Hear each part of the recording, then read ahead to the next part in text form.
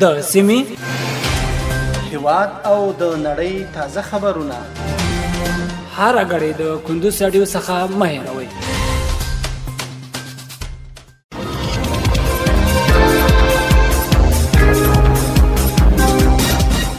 سلامونه او وخت مو په خیر.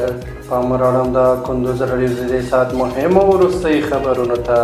نن دوشنبه دغبرګولي 26مه نیټه ده چې د 2025 کال د جون له 14مې نیټې سره سمون لري. روانه خبري ګړئ درته زه عبدالجلیل احساس وړاندې کوم. خو په پیل کې هم د څو مهمو خبرونو سره تکي.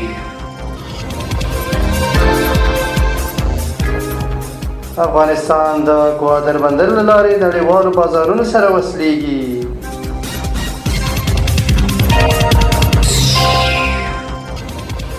په ننګرهار کې د یو ماین چاودنې له امله 3 تنو ته مرګ ژوبله اوښتې.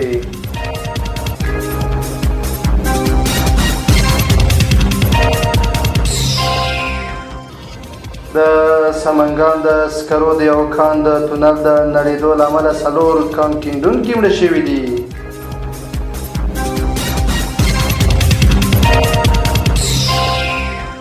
او د اسرائیلو پوځ وایي چې د غزې په سویل کې د نښتو پر مهال یو سرتیری وژل شوی دی.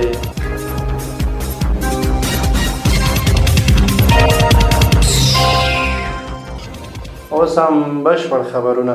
افغانستان د ګوادر بندر له لارې نړیوالو بازارونو سره وصل کیږي. د پاکستان د سمندري چارو وزیر ویلي چې هڅه کوي افغانستان لپاره د ګوادر بندر له لارې نړیوالو بازارونو ته د لاسرسي نوی فرصت برابر کړي.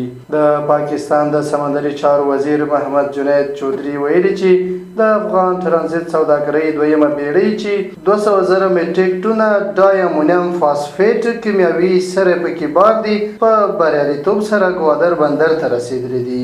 انور دا ګام د سیمې د سوداګریز اتصال او د ګوادر بندر د ستراتیژیک اهمیت په لور مهم پرمختګ بللی دی.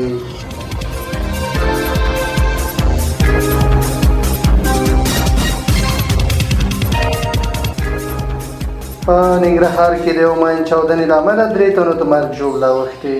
د ننګرهار امنیتي مسؤلین وایي چې د دغه ولایت د کامې ولسوالۍ اړوند په میرزاخیلو کلي کې د یوې ناچاودې مرمۍ په چاودنه کې یو 14 کلن هلک مړ شوی او خور او ورور یې ټپیان دي.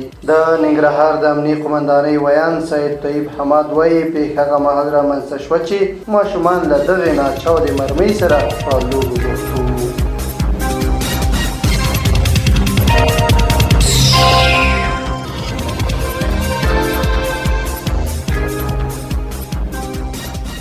د سمنګان د سکرو د یو کان د تونل د نړېدو له امله 4 کان کیندونکي مړه شوي دي. د سمنګان د امنیې قمندانۍ ویان حشمت الله رحماني ویلي دا پېښه د دره یوسف بالا ولسوالۍ په سیمه کې رامنځته شوې ده. د هغه په وینا د دې پېښې ټول قربانیان د دایکنډي ولایت د اشتراک ولسوالۍ اوسېدونکي دي چې 3 ورځې مخکې د کان په تونل کې بندي پاتې شوي وو.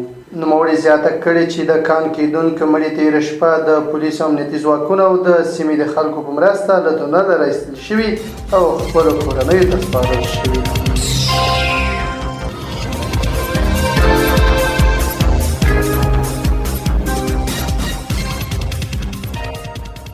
او وروستی خبر دا چې د اسرائیلو پوځ وایي چې د غزې په سویل کې د نښتو پر مهال یو سرتیری وژل شوی دی.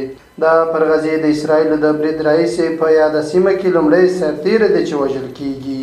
الجزیرې خبري شبکې راپور ورکړی چې دغه اسرائیلي سرتیری د غزې سویل کې وژل شوی دی.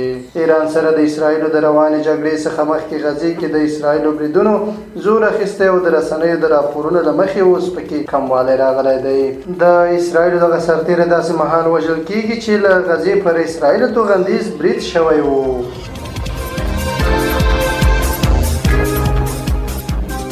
دا د دې مهال مهمه وروستي خبرونه تر بیا ښه وختونه لویه لا عمل شه.